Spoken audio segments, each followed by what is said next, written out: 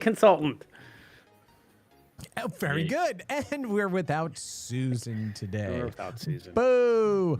No, but Susan, in Yeah. all seriousness, she's got family in town and she's getting ready for the long holiday weekend. So we hope she has a wonderful weekend too. So all right, let's go ahead and jump straight in to biggest news of the week. Of course, Dean, why don't you kick us off there, buddy? Let's see. Biggest news. I didn't organize my thoughts that way. There was another major acquisition by Infinite Reality, which is kind of like I guess what you would have called a couple years ago a metaverse company, but they're immersive AI technology now. And they acquired an agentic AI company called TouchCast for $500 million. Wow. This time in cash and stock. And everybody was kind of, sort of going like, who are these folks? And, they've been buying company after company in this space. The last one was just a few weeks ago. They bought Napster for $207 million. Napster had sort of been in a revival phase, started by their new CEO, John Lasopoulos. He came from Roblox, where he headed up all the music efforts there. These folks have been mysterious because earlier this year, Infinite Reality raised $3 billion at a valuation of $12.5 billion in January from an unknown investor.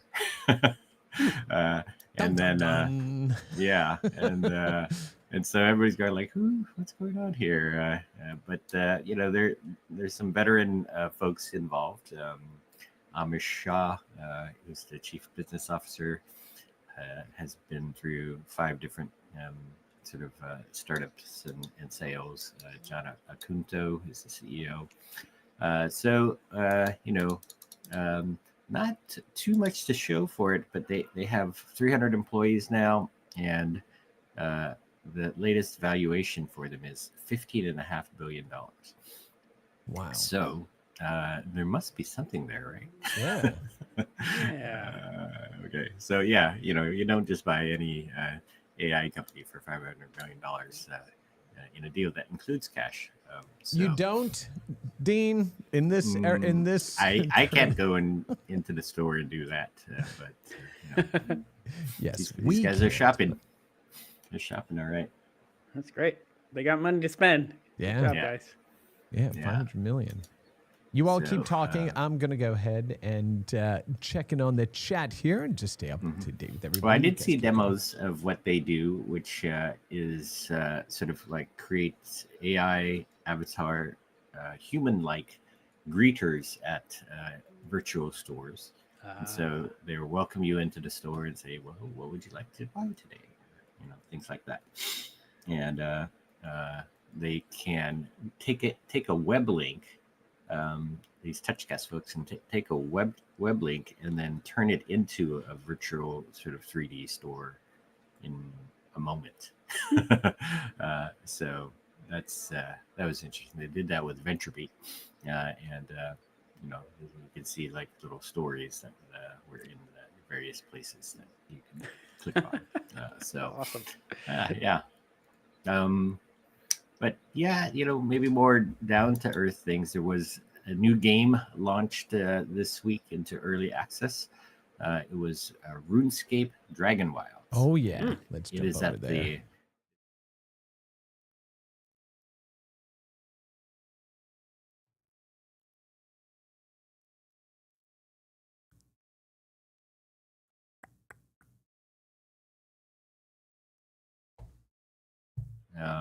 And John this is like his second stint at Jagex. He was involved as an exec like more than a decade ago, but he was also a fan of the game for more than 20 years.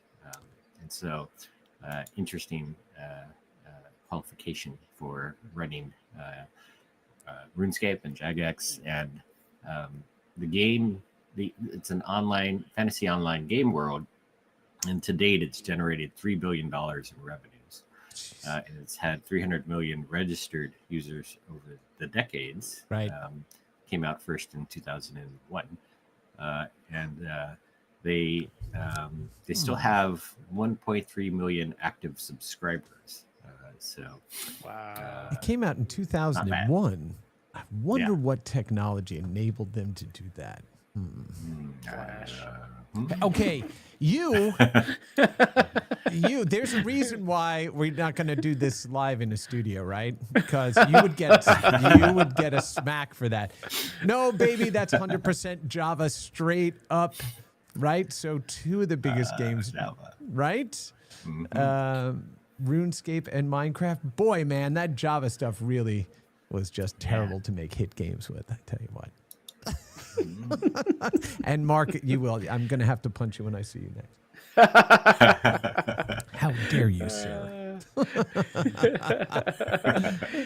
No, but it is. I mean, it's awesome. I mean, that's also really talks about, I think, guys, correct me if I'm wrong or anybody else that wants to chime in, but, the current thinking about what are the type of games we make and how do we build them? How do we get people to move? That's a community that's been around for literally decades. So they're not going there. It's not like they're, they get their cohort of RuneScape players that say, okay, now we're all just going to collectively jump here. No, they're in it. And so when they continue to build and continue to innovate, right, that innovation loop helps to keep players in. And did you see the awesome. announcement from Kit Fox about Dwarf Fortress? Sort of the same thing. Like Yes. 1 million copies sold on Steam. Like that game has been around. I don't know, when was it? That's It was insane. an ASCII game, right? Yes, yes. It's done 1 million on Steam. It's like stunning. Great job. And it's Kit so Fox. weird because that game, it's so impenetrable. Like if you're just coming to it straight on, like you're I just know, like, okay, yeah, I downloaded this and I'm running it. And now, what do I do again? Yeah, like Caves of Cud. That's another one. Yes. It's like, whoa. Yes. Okay. For those of you that don't know, that just means we're old, and that's why we remember all of this shit. Wait, if it's an ASCII and we're old, we should it's like should be part of our blood and our DNA, right? ASCII That's for the way our games sure. were. Look, we'll talk about it a little bit later, but the thing I've been jonesing for lately is I need to find some real like BBS style sites or even connect to some BBSs that are still up and running. For those of you that don't know the joy of it, it was, the joy meaning that you have to wait, 4.5 Maybe you hours should for make your your website. Doom, shareware version to download, but, Yeah. but that's what we did. That's what we did back in the day. Oh, now I know exactly the sound effects I'm going to put into the panel for next show. For sure. You've got mail. The modem sound, yes. I'm sorry, I didn't mean to interrupt you. Please, Dean, continue. What was it? Yeah, I had one of those Radio Shack computers that Oh yeah. tried to do the Tandies. acoustic coupling sort of thing. Oh, yeah, you did. Nice. Yes, you did. Nice. Classic. So I had 2 Tandy machines. The second one was my big one that I bought for myself, a Tandy 1000. And so here's what I did.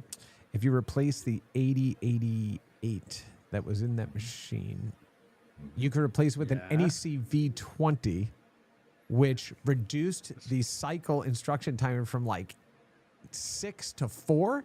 So you got like 0.5 megahertz of additional speed out of it. And I was like, look at who's the smartest boy. Yeah. Look who's the That was like smartest boy. 50% faster at that point. 0.5 megahertz. Like, holy cow, that's amazing. Exactly. Oh my gosh. All right. Sorry, Well, this Dean. RuneScape Dragon Wilds game is actually a Unreal Engine game. Oh yeah. Oh, that's awesome. Over the shoulder isometric game. So taking the RuneScape universe into a modern gaming age here. That's so cool. So I think this is what has people excited. For sure. yeah. For sure. Yeah, lots of dragons too. I can't believe you guys skipped over the big news about Jack in the Box. Like I thought that's where you Yeah. start. Yeah. Yeah, Jack in the Box going into Fortnite, right? Jack in Yeah. the Box in Fortnite. That's How awesome right. is that? With their Jackbox mascot, right? Yep. Pretty cool. Mhm. Yeah, awesome. Yeah. So I have a good Jack in the Box story that deals with GDC, a executive that I used to work for, and a pre-Sony lunch. If you want me to tell it to you for real quickly. Mhm. Is it for public consumption? Of A lot course, of it's these for public stories are- consumption now because Sun Microsystems is no longer an ongoing entity. So years ago, when we were having meetings with Sony for the work we were doing on PS2 and Java stuff and PS3, Scott McNeely, the co-founder of Sun Microsystems, he came to GDC, and the executive limo that was circling, trying to figure out where to drop him off. All of a sudden, the door flies open in the middle of the street, and he gets out, and he's like, "Just forget it, just go." He's like, "It's so dumb. I don't need any of that." Hey, Chris and my buddy Doug. He's like, "How long before the meeting?" I'm like, 30 minutes, 40 minutes. He's like, "Great, there's a Jack in the Box around the corner. Let's go. I'm starving." So the three of us are running down the street in San Francisco to a Jack in the Box, and he goes, "Do you remember when Jack in the Box was faced with that case of botulism, and they changed their slogan for the company for a short period of time?" And Doug was like, "To what?" And he goes, "Oh, at Jack in the Box, we cook the shit out of our meat." And I was just like, he didn't know whether to laugh or anything. And literally, we go in, and Scott's like, "What do you guys want?" And we're sitting down just scarfing these Jack in the Box burgers just to turn around and run back down the street and jump into a Sony executive meeting. And the Nice. views The expressed in best. this show are the personal views of our participants. Exactly. We bear no responsibility for this. Of course, I take full responsibility for the retelling of those amazing stories. I just remember when they turned Jack in the Box and they blew up the box and turned it into like Montgomery Jacks or something like that. Yes. Remember that? That was very weird. Yeah, or what was Now it's back. There was another one where the B was burgers in the. Anyway, different conversation, different time. Sorry. Okay, we'll try to keep us on track. That was my fault. Yes, Jack in the Box. Good. Jack in the call Box in out, Fortnite. Pretty Yes. awesome. I love Well, it reminds me of that stat that was very interesting from going Yeah, to here we the go. Interactive Advertising Bureau event, IAB Playfronts, and they mentioned that only 5% of the world's advertising budgets goes to games, right? And so like but these folks are they're catching on. They're all realizing that if they're not here in games, they're going to miss out on the whole next generation, right? Yeah. So they have to be there, and places like Fortnite are where they have to be. Otherwise young people won't know who they are because they're not reachable in some other way. Exactly right. Exactly right. Yep. So Yep. yeah, awesome. Good call out. Let's Yeah. see. All right. What else we is got? going on? Let's see. Well, there's Respawn migrating Apex Legends over to Amazon Game Lift service. What? Oh my What? goodness! Why would they That's do that? That is fantastic. totally crazy. What? That's Yay to the team that got that done. Yeah. Yeah, they're gonna get just more responsive play for their players. Yeah. I mean, what really helps them with that, right, is Game Lift allows you to just it figures out where the traffic requests are coming from, and then it finds the server across the EC2 infrastructure that is closest to where that bulk of the traffic is happening. So it's able to look across that entire global infrastructure, grab the server closest to where people want to play, run that game session, and then as soon as the session ends, that server shuts down. So the company is not paying for idle processing time or servers. Players get access to the server that is absolutely the best server they can use or closest to them from wherever they are. And it basically removes the management, the scaling, right, consideration away for any customer that's using it. So it's pretty awesome. And there was a post that was done early in the week. They were able to go ahead and move from their previous infrastructure to GameLift without shutting anything down. So players didn't even know that the migration happened. We were Yeah, it just was able like, to go migrate them over. I think a few months of discussion and 10 days of work, I think. That's or- it. Yeah. Yeah. Yeah. Fully Pretty- moving Apex live from their Yeah. previous infrastructure to Game Lift in 10 days. And it's not like EA has rinky-dink, infrastructure, right? Right. So, Exactly. Yeah, interesting. But there was another thing that happened this week related to this kind of move that also had me sort of puzzled a bit about the way the technology works on the internet. But the Omega Studios folks who make Predecessor, they migrated to Hathora, and they were able to get their ping time down from like 100 milliseconds down to 40. But they did so by consolidating into one location in Dallas, right? And so they had an East Coast set of servers and West Coast servers, and they found that when that while this sounds like two servers better than one server, they found that competitively, players were getting mixed together into games, and then dealing with fairly long lag times. And by centralizing everything in Dallas, they could sort of then guarantee people, all right, at least we know, you're going to be in the most sort of fair setting. So like the West Coast players against the East Coast, Right. now they sort of met in the middle.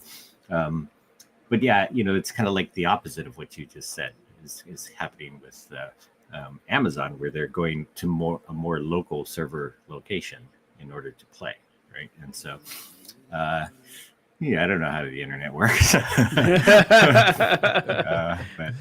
yeah, it's like here's one solution that works here, and here's another solution that works in a different. Yeah. Just what you're optimizing for, I guess. 100%. Yeah. And then making sure that you have enough that you're, for a country like the United States where we have a lot of land, right? In between the coasts.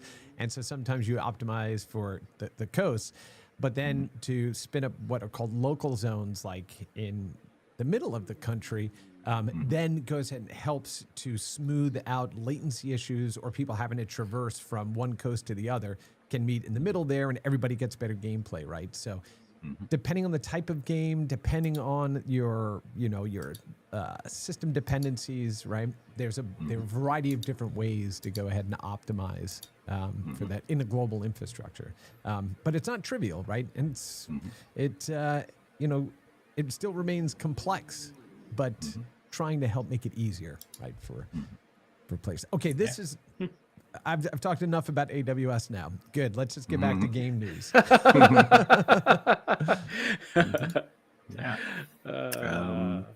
Let's see. Let me Did you see the Minecraft soundtrack got put into the U.S. National Recording Registry? Oh, you did? Yeah. That's awesome. Nice. Have you seen it yet? Have you seen the movie yet? No. No.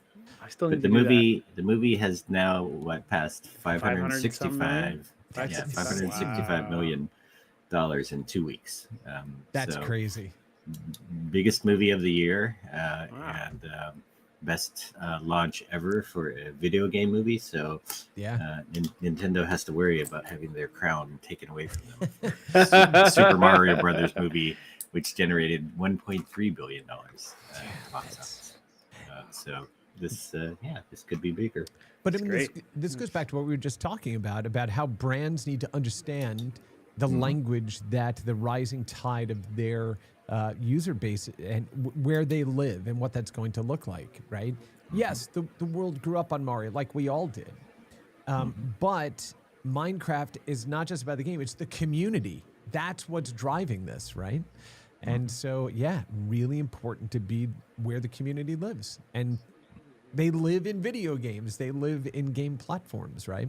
So brands need to be there. So good on Jack in the Box for doing so, and awesome for the Minecraft team. Just awesome. And I guess I wrote about a very small company that's also sort of coming out, Guardian Gamer as well. And so speaking of Minecraft and Roblox, they have created a sort of a parental controls, kid safety platform that they deliver via AWS and the cloud. And so they virtualize Minecraft and Roblox. Like they take, say, the top worlds of Minecraft and the top 100 or so games of Roblox, plus a bunch of Android games, and they are, providing them to kids, but with an overlay that tells the parents what's going on, right? Like, so if there's a transaction that happens, it shows up on the parent's phone, and the parent can decide to approve or not. They can sort of prearrange voice chat groups with other kids. But it has to be a parent-to-parent sort of transaction. So the kids can't set up these voice chats themselves. But if the parents approve and say, yeah, that's a real friend, then they can set them up. And then there's also a highlight reel of the game session that gets created by AI, and it sends it to the parent. And so the parent can see what happened. They get a summary of here's what your kid did. And then the thing that's very interesting for the parent-child relationship is then that the parent can talk to the kid about their play session. And the kid doesn't have to try to explain, here's what I did today in my game, right? It's like the parent can see from the video, so you had a session with Joe today, and you guys went in to adopt me or something like that, right? Very interesting approach to I think handling a problem that exists, even though these platforms have their own sort of safety guardrails, right? This overlay on top of it sort of makes it more safe. Yeah, look, I think any tools that we can, or modes that we can provide that help parents to better understand what their kids are doing and to engage, fantastic, right? Yeah. Because we've had parental controls around stuff forever, but but parents just don't dig in to understand how to use them, right? So anything we can do to make it easier to allow them to have those conversations and to make sure that the kids are staying safe online, hugely important. And just on the company itself, the CEO is Heidi Vogel Brockman, and she has 4 kids. She brought along her daughter to the interview, and her husband Ronald Brockman is the CTO. It's just a small company with a half dozen people. So, yeah, it's good to hear. It's for things like this. It seems like most of the time, half the battle is building the thing. The other half of the battle is the marketing to the parents. Because as you said, like you need to make sure that parents know that it's there and that that they use it. And this has been a big problem in the ed tech community for quite a long time. Is people say they want these features, but then people build the features and nobody actually uses them because they don't know about them. Yeah. Yeah, they have to try to definitely make this easy to use, and it looks great. It's one of their contentions. What I also think is going to happen, which would be really good, is I don't know how many times you all have been faced with this. I certainly have many times where parents are like, "Oh, how do I get my kids to stop playing Minecraft?" Right? I don't even understand what it is. It's like, well, why don't you take 10 minutes and ask them to show you or what play they with built? them. Right, but even if you just say, "Show me this house you built," and they're like, kids like, "Why is let me it show cool? All these secret things that I did and everything." So that's amazing. Right, this can be a really good way to help open up that chain of conversation. Right? Yeah, it's a pain point for the parents because they're not going to spend 6 hours, going inside Roblox to see what their kid is doing. Right. So I think it's a very interesting solution. These folks are looking for money now. Yep. Awesome. How about you, Mark? What other news stories are popping by your brain pan? I think I'm going to realize this week that I really need more positive news in my life. And so I think I'm going to start a habit of every week looking for like the best the best good news that I saw this week, and talking about it on our Friday session. So the thing that I saw, kind of, I think it was yesterday, which I got excited about, was an announcement from Humble Bundle that they'd given $12.4 million of funding to a bunch of charities and a bunch of games industry charities. Yep. So they published their social impact report, and you can kind of go through that. It breaks things down a little bit, but there's the world is a challenging place right now, especially for people who are trying to raise money and for nonprofits who are doing good work. There are fewer places for them to find funds. So to hear that, somebody like Humble Bundle is able to leverage their popularity and their good work to contribute back, just made me super happy. Yeah, there's the article that was up on GameIndustry.biz, their 2024 social impact report. 12.4 million, 4,500 charities helped, 305,000 trees planted, 33.2 million pounds of carbon offset, 80,500 students assisted, 27,500 people received clean water. Like all this great stuff that came out of doing it. Plus, if you're not going to Humble Bundle like every week to see what they're offering, right? You're not Exactly. using your brain, because I mean, it's sometimes some of the packs I get, and even like art packs to do like art packs projects are with and stuff. I'm great. like, here's $7,000 worth of art packs for $25. Yeah, or like here's 20 books from the Make magazine people about projects you can make with electronics and software and things like this, and like it's $20. I'm like, what? Okay, take my money. Oh, and I love this too. After joining the Women in Games International group, I love to see stuff like this. Yeah. 2024 funds Humble supporting the GMGSF, a comprehensive college scholarship, 20 scholarships for its 3-week summer camp, 800 workshop scholarships for students around the world, 10 GDC scholarships. It'll also enable access to free game dev tutorials and college resources reaching 15,000 students. The Girls Make Games Scholarship Fund. Yay! Yes, Pretty yes. awesome. Nice. Absolutely. I love it. So, yes. Great yeah, job, Humble Bundle. It's a lot of good sort of feel-good news that I think happened this week as well.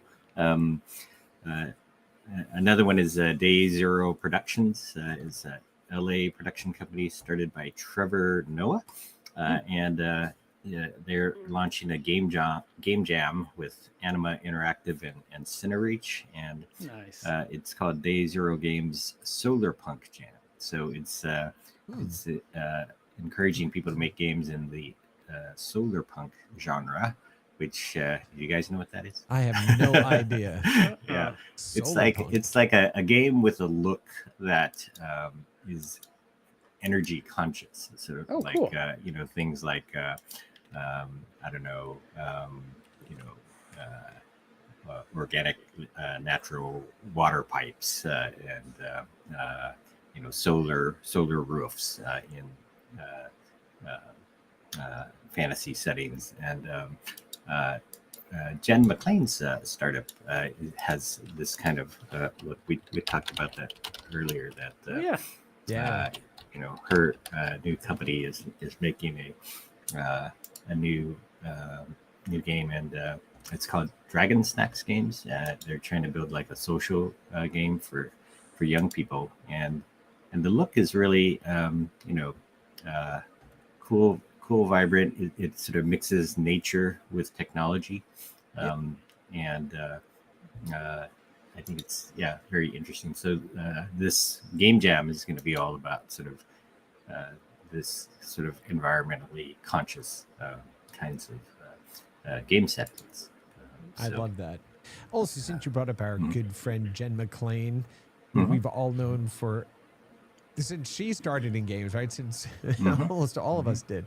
I'm so happy and proud of her and the team for starting this. I've had a chance to take a look at some of the early materials and stuff. Just so fantastic. And she really is just a visionary leader. And what she wants to build is awesome. And I love this right here. Dragon Snack Games. We believe games can be living, breathing social space where players don't just exist, but connect, create, and build something lasting. And really, it's about community. It's about creation, all that kind of stuff, but set in the the art style and environment that they are putting together, and it's just fantastic. I cannot wait to hear more about what they're doing. So, Yeah. And yeah, the interesting thing is this week it's mostly small company news. yeah. There was like a very interesting sort of big company thing, which was NVIDIA announced that they're going to build, or they're going to encourage their, say, ecosystem to build supercomputer factories to make AI supercomputers in the U.S. now. And so not only are they, taking a lot of chips from the new TSMC factory that's coming up in Arizona, they are also sort of gathering the whole sort of set of companies that take those chips and turn them into supercomputers, and they're also centralizing them around Arizona in order to make supercomputers that are built in the U.S. For the first time. And so NVIDIA is among the companies then that is pledging to create more jobs in the U.S. So at this time of tariffs that are happening in a big way, moves like this are interesting because they kind of show that there are some things that are possible to do when the companies have the will to do it. Because everybody has long said that, if you're going to make computers, you got to make them in Taiwan or China, right? And why try to do it in the United States? Well, one of the biggest companies in the world now is making this happen. I'm gonna have to read more about that. Yeah, TSMC is also building $100 billion worth of factories in the U.S. now. Yeah. So. Yeah, I think it's interesting. It's good. I guess it depends on what the scale of the machines are that they're talking about, because it's a pretty limited market for big supercomputers. Yeah. They have big price tags. They do. They absolutely do. And I'm thinking of things like that are used like by the National Weather Service or by Department of Defense for simulation or things like this. Like those things are massive. Yeah.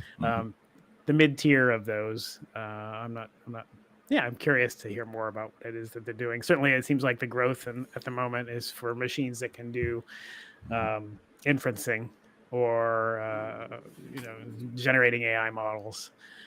Yeah.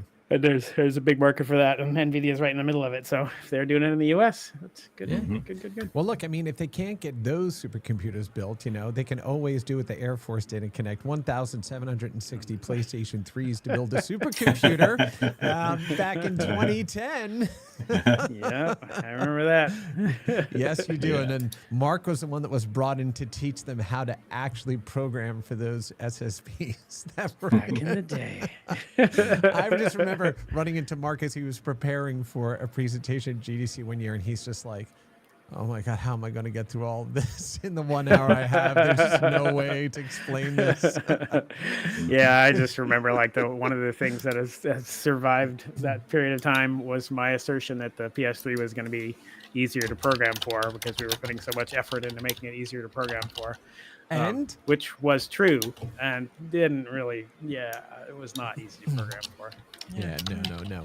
But listen, also we all learned. Doing the chip fabrication, system fabrication, great. That's awesome.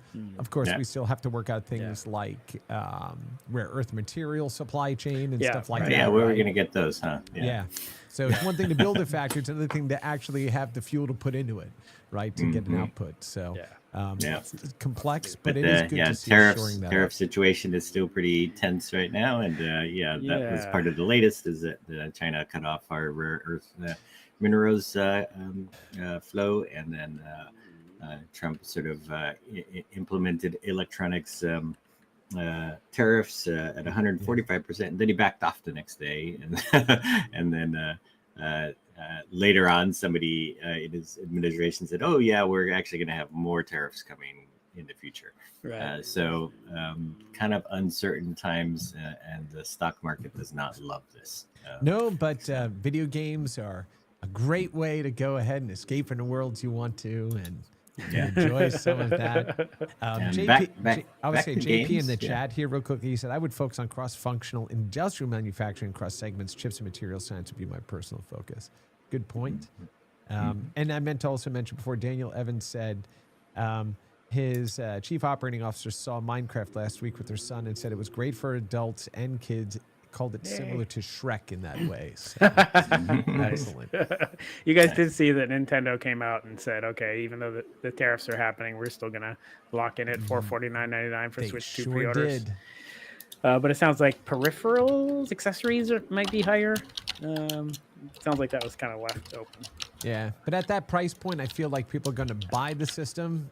They'll have that. They'll play with it before looking at all the different accessories. Do you know what I mean? Yeah. And hopefully cooler heads prevail and all that stuff, right? Make it better. Anyway, let's not talk about that stuff. Let's continue on with some game news. Let's see. Devoted had interesting news. Devoted Studios, run by Nanelle Anderson, and she worked with Jason Harris to create this Devoted Fusion, which is a self-serve freelancer platform for artists and animators to get jobs. It's preloaded with like a few thousand different artists for game studios and publishers to contact. They're pre-vetted people, and their art is easy to see. Their skills are described, and they can be hired on the spot, because their rates are there as well, for big companies to, get people into production within like 72 hours or so. So this is a way. Devoted spent a few years trying to figure this out, and this is a way for them to get people jobs very quickly. It's very timely because there's a lot of game developers that need work. Amir Satvat, one of the latest things he mentioned was that there's probably 20% of game developers looking for work now. So that's a pretty high unemployment rate. But things like this can make a real difference for people who are freelancing. Dean, I was really curious about this news. It sounds like a great idea, but it was not clear to me. Is this intended to be a place, like a community site for freelancers to meet each other, or is Devoted acting as the go-between or outsourcing manager? Or I know they're overseeing, I guess, what gets put up and approving them, but I don't know that there's a social aspect to this yet.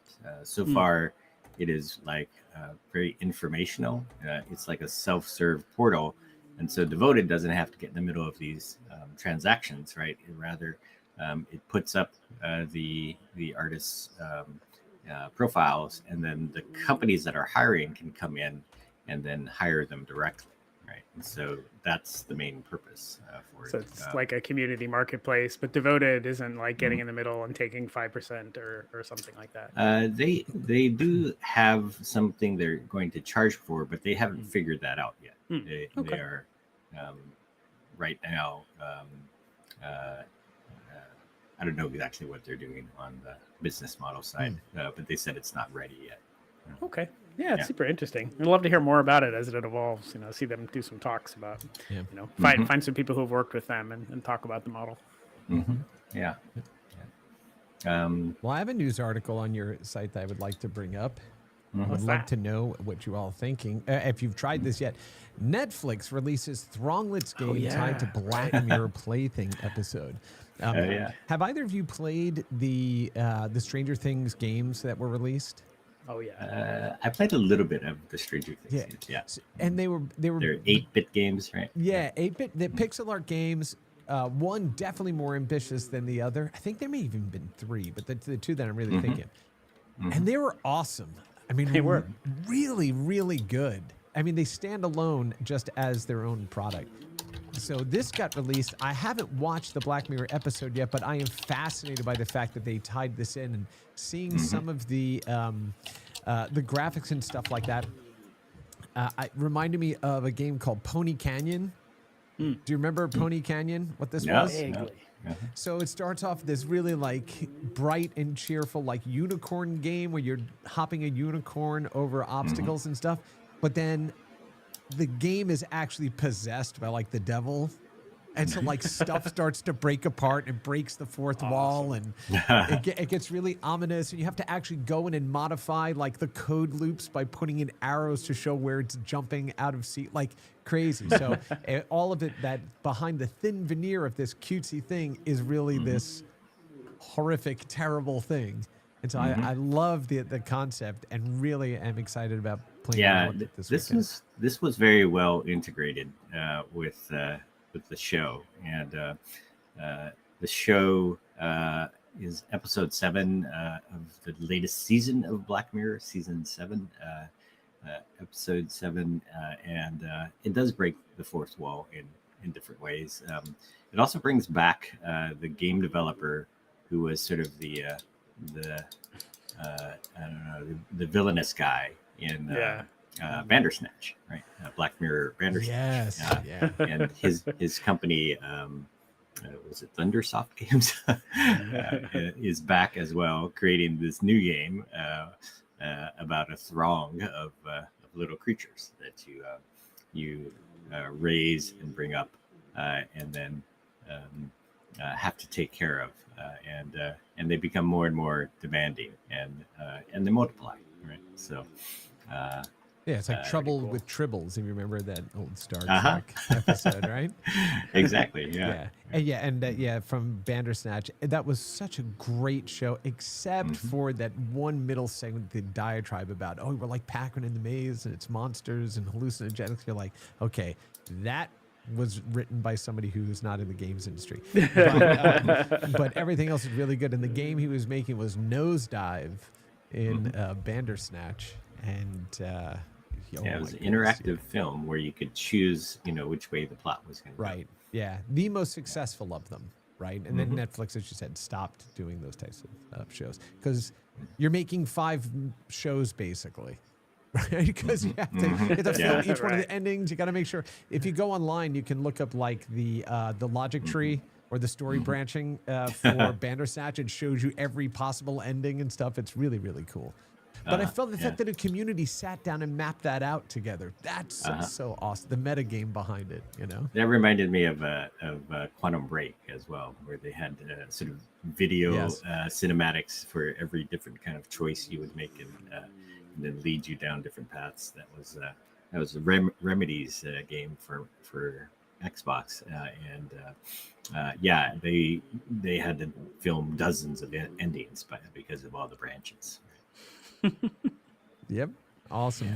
Did you guys see the Ubisoft Chroma announcement, which was a tool that they've released to help people build games that deal with color blindness?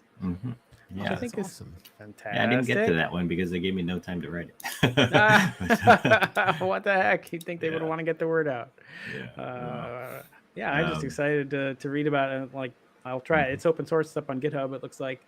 But just learning about the different types of color blindness, like I did not know there are 3 major types of color blindness and what they are. And they're just listed right here. I'm like, okay, great. More information, more code. It's going to make it more accessible. We'll see more games support this. So good job, Ubisoft. Yeah, that's awesome. Yeah. Very There's good. the Gaming Awards had their nominees for LGBTQ plus celebration games. Oh, yeah. And let's see, what was the title? Let's see, Life is Strange got a lot of nominations. Life is Strange Double Exposure, Dragon's Dogma 2, Last of Us Part 2 Remastered. So interesting set of games to check out, another story on that. And then Sandbox VR said that they surpassed $200 million in lifetime revenues for their location-based VR centers, and that now they've gone heavily into a franchising model, and they have 150 more locations in the pipeline that are coming. So part of the reason they're able to hit this $200 million number is that they've crossed 60 different locations around the world now. including one in San Francisco where I played some Deadwood Valley at this recent GDC. Oh, Nice. So that's a fun zombie game. And you know, it's an interesting model of what people are willing to pay to entertain themselves with friends in person, right? Because you get to play for like a half hour, right? Right. And you know, you're paying as much as $50, Oh. and you get a group of 6 friends together and you play, and then a bunch of friends will often come back, right? And try out different games or even different versions of the same game, right? You know, that's you know, for your money there, you're getting a half hour of gaming.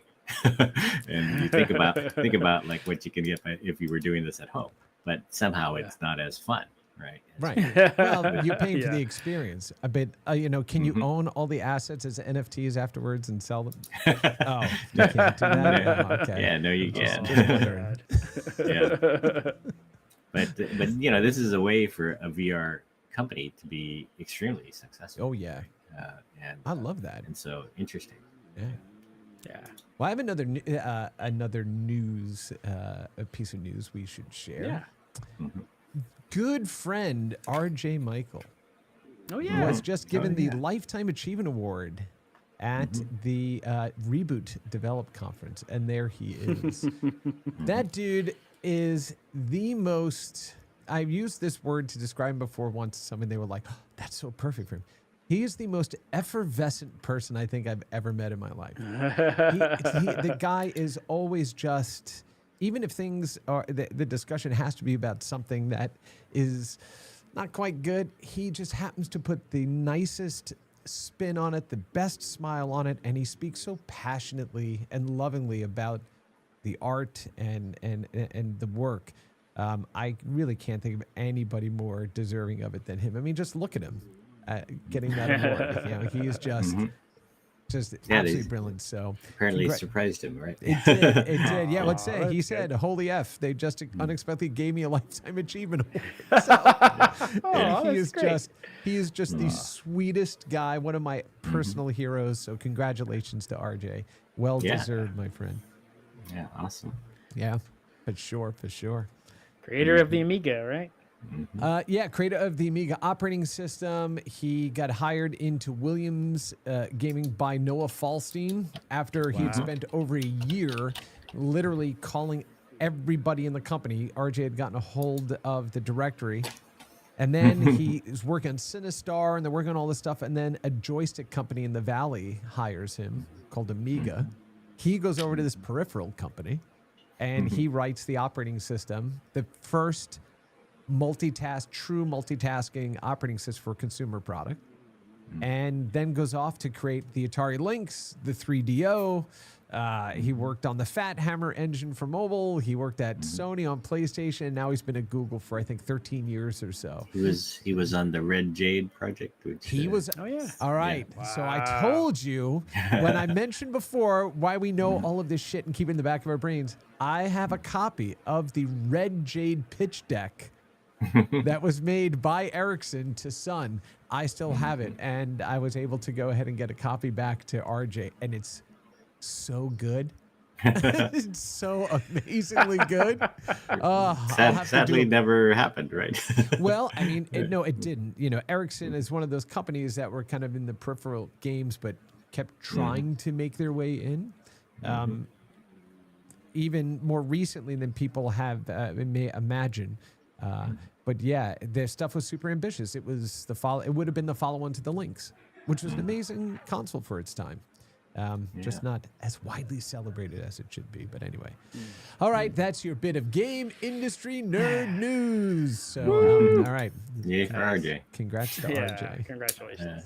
I did check out the first episode of this Last of Us season 2. Oh, yeah. yes. It starts out just at the start of the second game, and so yeah, things are gonna get ugly pretty soon. Yeah. As yeah, is wont it's a setup. of that world, yes. Yeah, it's a setup of that really matches just the way the game starts.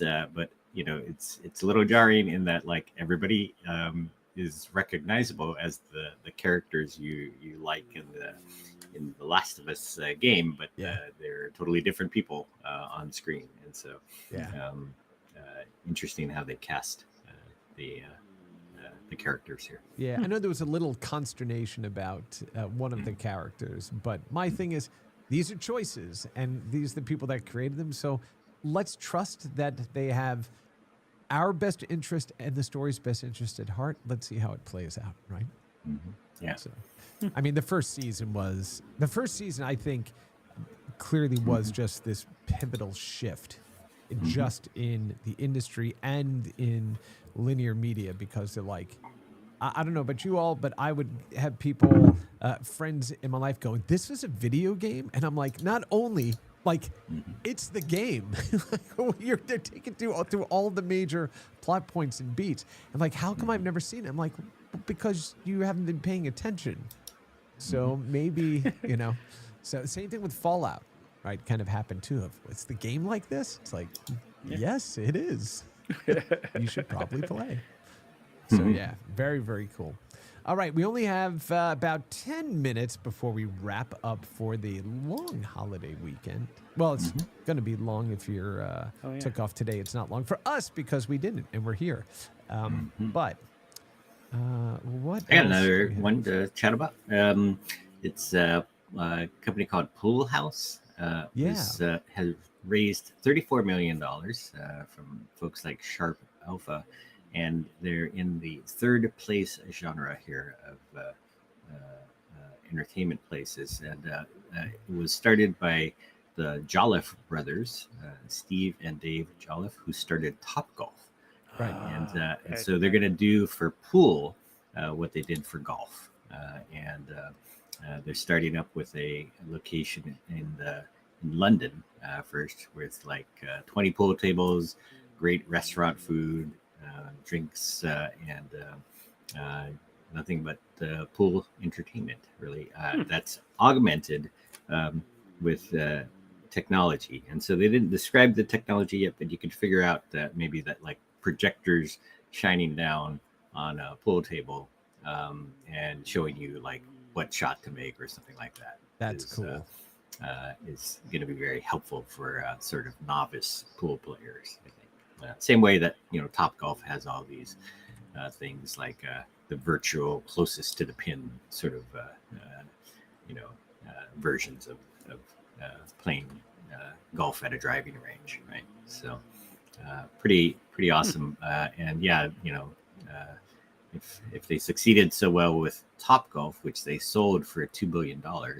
And these brothers are back with a new idea here. They sold a driving range for $2.1 billion. Good job. That was, I mean, good for them. I mean, they gamified that stuff, right? And broadened it. What I was looking up right now is I would love to see, of course, we're not be able to do this with this. Do you remember, they used to be this old, they're a new version of now, like a robotic chessboard, where you make a move and then underneath it has a robotic arm with a magnet on it that will move the pieces on the play field. Let's do that with pool. Like, this feels ripe for, I can actually watch the trajectory of all this happening on this table and let me go and play against them remotely. Now, you're not going to have a magnet underneath there, moving the balls around, but it feels like this is the perfect type of a game that you can have that multimodal kind of engagement. Okay? Or at the very least, play against, shot or trajectories or setups that other people have had, right? So there's a lot that you can do with that, I think. Yes. Way to go ahead and just get the conversation to a screeching halt. That's my job. That's the magic. That's the magic for sure. Well, I know we only have a few minutes left. Do we want to talk a bit about what we're playing right now? Yeah, what are you playing? What are you playing? I'm going to go last. You're going to go last. Dean, go first. Let's see. I played a bit of the Thronglets game. Let's see. I didn't talk about my favorite story of the week, though. But let's sorry, go. I'm gonna skip that. I haven't been playing much at all. I've been working too much. Okay. But there's this Yeah. company called Spexy that created a decentralized network called Layer Drone, where now they're going to sort of crowdsource high-res drone images of the Earth and capture all, whole cities. And they've been doing this for a while. But now they're finally sort of adding this blockchain element of a decentralized network that amateur pilots can join and maybe get $50 per mission that they do, where they're basically sending drones up to a certain height, all at the same height, and then capturing everything that they see down below in like a hexagon shape. And eventually they're going to try to get hexagons of the entire Earth. And this is like 900 times, say, better resolution than a satellite, and better than aircraft cameras pointing down as well. And what they can get out of this also with like a sort of slightly off-center camera views is they capture the facades of buildings, and then they can capture all this data in a point cloud, and then through Gaussian splats, then build out the 3D environment of the surface of the Earth, right? And so they can capture trees and how the trees look and they're shaped, how all the buildings look. And so this is a way to build game environments, but it's also a way to build the metaverse if you wanted to have a metaverse of the Earth. So now I know what the very supercomputers are for. There you go. Yeah. Now I get it. Yeah. See, you went to the supercomputers. You're talking about the Earth. I'm like, wait a minute. Did you say they're hexagons? Yeah. Yeah. it's So just I wanted to 5. figure out who the heck owns SSI, because we're gonna go dust off all those hexagonal-based games. True. And yeah, I mean, look, if Acclaim can come back, why can't SSI? Especially if we have a hexagonal map of the entire planet. That would be love great. They've got like thousands of drone pilots who have They gotta see already that. It's a good idea. captured 2.3 million acres across the world in 160 cities. So, That's super interesting. I don't get the blockchain part. When you said decentralized, I'm like blockchain. I don't understand that. But like as a crowdsourced citizen science activity, like I love it. It's awesome. So they will issue tokens at some point. They're trying to be very careful about that because a lot of tokens go up and way down. But if you're considering like contributions made by people and then you issue the tokens to them, you can spread out sort of the impact of this one company. Like this one company's raised $17 million, right? Nice. So it can have only so big an impact right now. But if you spread out the issue the tokens have some kind of value, and everybody who participates then starts getting tokens, and they're also then taking the token ownership and running the foundation. They can actually direct sort of where this whole effort, which direction it goes, right? So That's interesting. So it's like it is kind of like a crowdsourcing where the people who are getting participating the most get a say in what happens. So, Got it. Very cool. Pretty clever. Yeah. Yeah, Spexy. Yeah, there you go. Awesome. What are you playing, Chris? No. What are you playing, Mark? What am I playing? I'm good. playing finish a contract that I'm desperately behind on. Aside from that, in between, like spending way too much time and lots of Microsoft Word and Excel and PowerPoint and PDFs at the moment. It's called the mortgage default game. That's what it is. The thing I've done a little bit of in between there is Blueprints. Oh, yes. Nice. Which people love, and I don't understand yet. I've played it just a couple of times, and I'm like, this is interesting. Yeah, and I writing don't that totally down. understand it. I think I need to keep coming back at it. It seems like one of those things that, like, on the surface is you don't, it's pretty simple. But then as Yeah. you start digging into it, you're like, oh wait, that thing. Oh, Yeah. interesting. Yeah, I think the people who love it have been playing for weeks, right? So. Yeah, I think that's right. So I've only gone through 2 days of it. So 2, like half-hour sessions. But yeah, I got a 9 out of 10 rating. So Yeah, the highest rated game so far this year, All right, from Metacritic is Blueprints. Yeah, I mean, this is the thing. It's indie games, man. They are just going to continue to suck all the oxygen out of the room. There was another one. Somebody had done like a Resident Evil styled game that, but it's all done in like pixelated art. But it's all 3D. Like, Awesome. It's crazy. It's just absolutely crazy. Blueprints. Yeah, now I need to go pick that up too. try it. You're killing me. Xbox Game Pass. Oh, that's true. Hey, shout out to Game Pass. I'll have to go and check that out. Well, shoot. Well, this is what I've been getting ready to play this weekend is iRobot. Oh yeah, Oh, right. yeah, the Jeff Oh, my Minter gosh. remake. Look at this crazy thing. Jeff Minter is just, Love it. yeah, it's the trippiest, Nice. craziest game. So I do love Mr. Tempest. Yes, Mr. Tempest 2K, and also Attack of the Mutant Llamas, and all kinds of crazy stuff there. Yeah, he's just Nice. the dude is just awesome. So, I didn't mean to have it take over the entire screen there.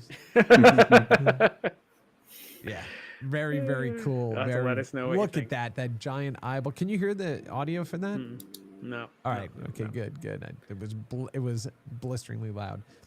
Yeah. Look at that. So good. Oh, the mighty yak.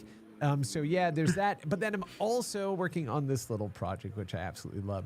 Look at that cute little guy there. Oh, is that an SD card? It Is that is. a This robot? is a. Oh yeah. This is a 3D printed little tiny PC case for a Raspberry wow. Pi. Oh, neat. That has a Oh. working 3.5-inch touchscreen in it. And then you can load it up with Windows 3.1. You can run DOSBox on it for all of these crazy games, right? That you remember back then. And you have it in this tiny little footprint here. And God. he even made the latch on the disk drive in the front work. So when you pop in the card, then you close the latch to hold the SD card in there. It's amazing. I've already printed it out, but he even, the creator went on to make like stickers for the case, so you can, when you scale it down, right? And then somebody else did that for the back of the case. Nice. I'm like, oh my goodness, this is so much fun. And there's this project called Retro Exo. I don't know if you've all heard of these things before, right? So use, at your own. I love this. This is the start screen there. So you get in here, and when you go to let's check the community. I look ExoDOS all in ASCII here, and what they do, they have a chat room and a whole community around this stuff. But what they are seeking to do, this is kind of like a massive archive. So, for example, in the demo scene. Welcome to Exo Demo Scene version 1.1. This pack includes 1,950 DOS demos from the demo scene back in the day. Okay. And so you get to experience them. They test every one of Nice. them to make sure they all work on DOSBox, and they put a front end on all these things. So you can go back and kind of sift through that era of games. Aaron Tebow said, does the turbo button work? Yes. I had no. the same thought. No, No, somebody should make it work. You should make it work. I'm sure there's a flag to turn it on for turbo. But What do you have the right color of filament for faded PCXT plastic? well, it's not faded now, and if I need to fix it later, I can retrobrite it. But no, I did Okay. I did print mine in that color plastic, literally the same exact colors, and it is so cool. The only thing that I need to do is I need to modify to add an external HDMI connector, because right now it's all internally looped, and so you have to do everything on a 3.5-inch screen with a stylus or a keyboard plugged in.